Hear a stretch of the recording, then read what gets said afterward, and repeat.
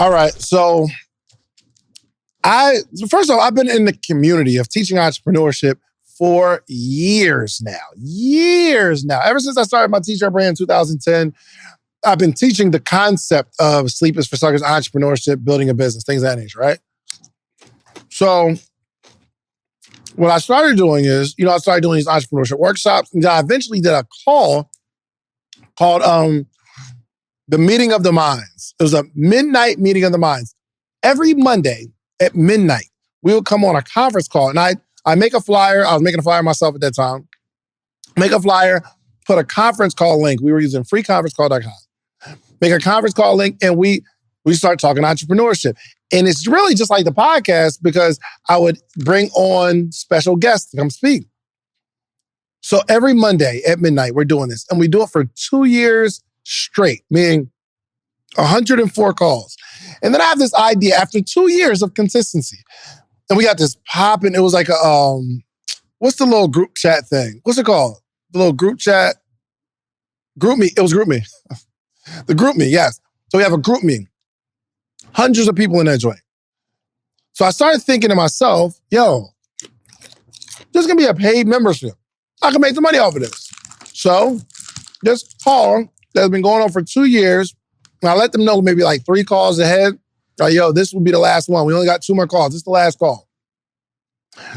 I told them it was the last call, and I said, hey, I'm transitioning this into what's called Sleepless Nights. I'm transitioning this format, this program, into a paid program. We're gonna do calls every 3 times a week, and we're gonna have like a content creation call and social media call and entrepreneurship, whatever. Hundreds of people, mind you, on this call. When I made the announcement, night 1, 7 people joined. Every Monday for 2 years, I'm servicing this audience, and I'm starting to calculate numbers. I'm like, okay, if we got 500 people on this call, 10% surely would come. 50 people paying $100 or $125, however much it was. And I was giving them a free t-shirt every month. I was giving them all kinds of stuff.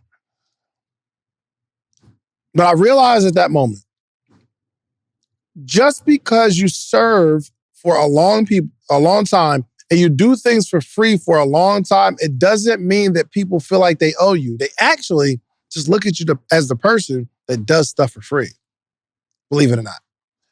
So what I started doing, and I had a conversation with King Ashley Ann, and she said, if you're training people to just consume your content, that's how they're going to continue to treat you. So when you do offer a product, it's not like, they're not considering in their head, they've been doing it for free, so now we're going to pay them. It doesn't work that way.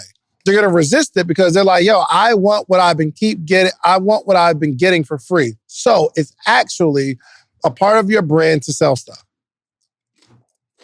Unless you want to be a contentpreneur where you just make content and people enjoy it and you feel like you can cash in likes and hearts and comments, you really, really need to start training people about who you are and what you demand.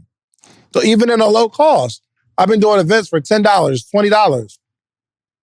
Well, when I first started doing my higher ticket, $100, nobody was coming. I'm like, dang, I've been giving y'all all this game, whole evenings. I'll buy food and all that, $10.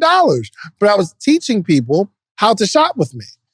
So if you want to take your income to another level, you got to be willing to charge a little more, maybe, a little more, and be willing to lose customers for a while. Because there's going to be somebody that knows, this is their number. This is what they do, but you got to do it in excellence. So I was disappointed because I thought everybody was going to support the business or they were going to find it valuable. And even though they found it valuable, they just didn't feel like they were going to pay for it because you kept giving it to them for free. Point being, you might have someone that you're dating or you meet and you might be intimate with the person. One, it's hard to just say, I'm not going to be intimate with you anymore because they're going to leave you. But if you teach the person that you're dating how to treat you and saying, I'm not going to give you what you want right now. I'm gonna like We not moving in that direction.